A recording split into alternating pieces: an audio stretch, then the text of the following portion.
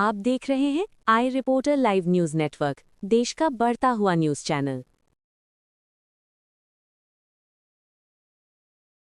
Social media पर इन दिनों मेरा चरित्र बताने वाली पोस्ट की बाढ़ आई हुई है। सबको बताना है कि मैं कितनी ज्यादा चरित्रहीन हूं। पूरी क्रिएटिविटी के साथ कीचड़ उछाला जा रहा है। एडिटेड तस्वीरों का पूरा एल्बम घूम रहा है और एडिटेड फोन कॉल से लेकर अफवाहों तक का बाजार खूब गर्म है। कुल मिलाकर सबको मजा आ रहा है। इंटरेस्टिंग बात यह है कि यह सब काम देशभक्ति के नाम पर हो रहा है और मुझे गालियां देकर लोग झटपट देशभक्त बन जा रहे हैं। अगर मैं इस प्रोसेस को न समझ रही होती तो मैं जरूर परेशान हो जाती, कमजोर पड़ जाती, टूट जाती। लेकिन इन फर्जी देशभक्तों के लिए बुरी खबर यह है कि मैं खूब समझ रही हूं कि इस वक्त मेरे साथ क्या हो रहा है और क्यों हो रहा है।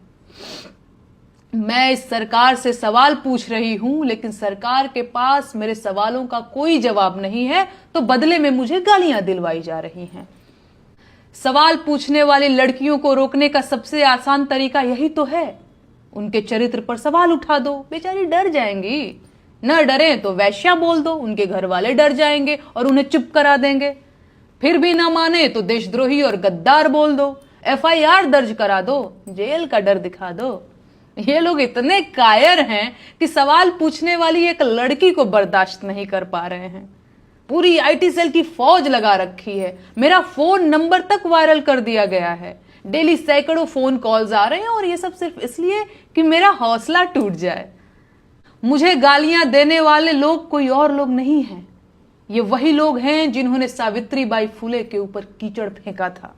ये वही लोग हैं जिन्होंने सुकरात को जहर का प्याला देकर मार दिया था। ये वही लोग हैं जिन्होंने ब्रूनो को सच बोलने के लिए जिंदा जला दिया था।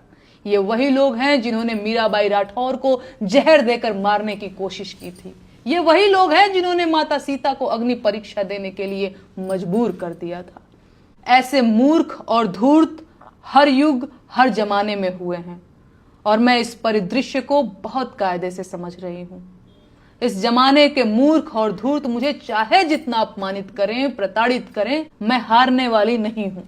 वो मेरा जीवन ले सकते हैं लेकिन मेरा हौसला नहीं तोड़ सकते। सुकरात अगर जहर का प्याला न पीता तो मर चुका होता, पर सुकरात आज भी इसीलिए जिंदा है क्योंकि उसने झूठ बोलने के बदले जहर पीना स्वीकार किया। मैं इस देश के लोकतंत्र को बचाने की लड़ाई लड़ रही हूं। आम जनता के उन मुद्दों की लड़ाई लड़ रही हूं जिन्हें सरकार में बैठे लोगों ने पीछे धकेल दिया है। इस देश की जनता को रोजगार चाहिए सर, महंगाई से छुटकारा चाहिए, अच्छे स्कूल और अच्छे अस्पताल चाहिए, अस्पतालों में डॉक्टर और स्कूलों में शिक्षक चाहिए। आम जनता को हिंदू मुसलमान और मंदिर मस्जिद के झगड़े नहीं चाहिए। लेकिन इस सरकार ने आम जनता को सिवाय झगड़ों के और कुछ नहीं दिया है। सरकार इस देश को कमजोर कर रही है और मैं ये होने नहीं दूंगी। ये देश इस सरकार की जागीर नहीं है और प्रधानमंत्री देश के मालिक नहीं हैं। मैं ये बात 1000 बार बोलूंगी, फिर चाहे इसके लिए मुझे जहर का प्याला ही क्यों न पीना पड़े। इस देश के हाकिम को पता होना चाहिए कि मैं सिकंदर लोदी से नहीं डरती हूं।